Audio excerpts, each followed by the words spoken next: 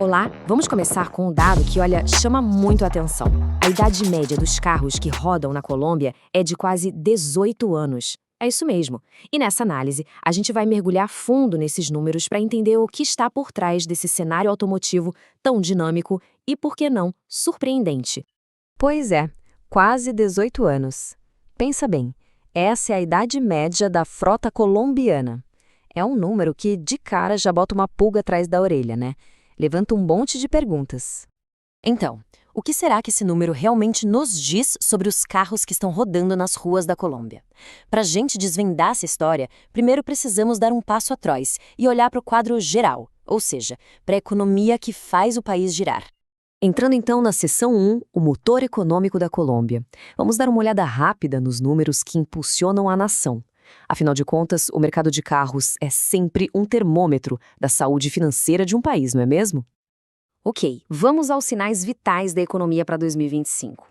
A gente está falando de uma população de mais de 53 milhões de pessoas e um PIB de 438 bilhões de dólares. Do outro lado da balança, temos uma inflação de 5,1% e uma taxa de juros de 9,25%. E esses são fatores que, claro, pesam direto no bolso do consumidor na hora de pensar em trocar ou comprar um carro. E como é que tudo isso se reflete na prática? Bom, vamos passar para a seção 2 e ver exatamente isso. Uma nação sobre rodas. Aqui a gente vai desvendar um pouco da frota de veículos bem particular do país. Estamos falando de um total de quase 20 milhões de veículos. Agora, aqui vem um dado que talvez surpreenda muita gente. Dá uma olhada na composição dessa frota. 60%? É isso mesmo, a maioria esmagadora são motocicletas. Isso muda completamente a nossa perspectiva sobre a mobilidade no país, né? É um reflexo claro de uma escolha super lógica por um transporte mais barato, mais acessível e, claro, mais ágil para encarar o trânsito das grandes cidades. Para a gente ter uma ideia melhor, isso significa que existe um veículo para cada 2,7 pessoas. É uma densidade que, quando a gente combina com o fato de que a maioria são motos, pinta um quadro bem específico do transporte diário por lá. Mas olha só, apesar dessa frota mais antiga, a história está mudando, e rápido. Vamos para a seção 3, mercado em alta velocidade. Aqui a gente vai ver como um verdadeiro boom nas vendas de veículos novos está redesenhando completamente o cenário. E que mudança, pessoal! Um aumento de 26,4% nos registros de carros novos em 2025 se a gente comparar com o ano anterior. O mercado está pegando fogo! E isso, claro, nos leva a uma pergunta. Quem está ganhando essa corrida? Vamos para a seção 4, os novos reis da estrada.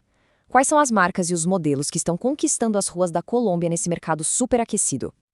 Olha, a disputa pelo topo está acirradíssima. A Kia aparece na liderança com 13,3% do mercado, mas a Renault está literalmente na cola com 13,2%. É uma diferença mínima. Logo atrás vem Toyota, Mazda e Chevrolet, completando esse top 5 e mostrando que a briga é boa. E este slide aqui ilustra perfeitamente a dinâmica desse mercado. Presta atenção. 4 das 5 principais marcas tiveram um crescimento massivo, de 2 dígitos. A Kia, por exemplo, cresceu impressionantes 40,5%. E a Renault, quase 33%.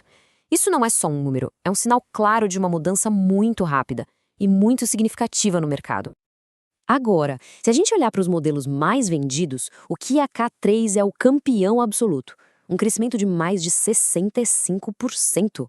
É incrível! O Mazda CX-30 e o Renault Duster também tiveram um desempenho excelente.